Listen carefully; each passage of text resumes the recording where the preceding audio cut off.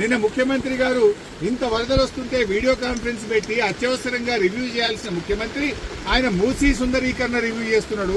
ఇవాళ పొద్దున్న లేచి ఆటల పోటీల గురించి రివ్యూ చేస్తుంది.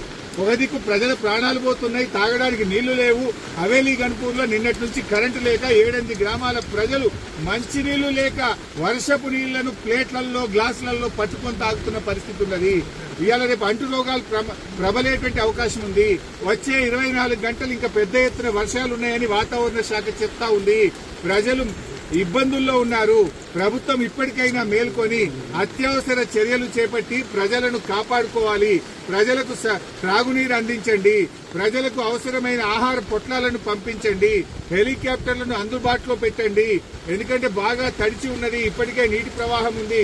ఇంకా వర్షం ఏమన్నా కొద్దిపాటి వర్షం ఎక్కువ పడ్డా కూడా మరి చెరువులు గాని తెగేటువంటి ప్రమాదం ఉంటది కనుక అన్ని జాగ్రత్తలు ప్రభుత్వం తీసుకోవాలని చెప్పి కోరుతా ఉన్నాం.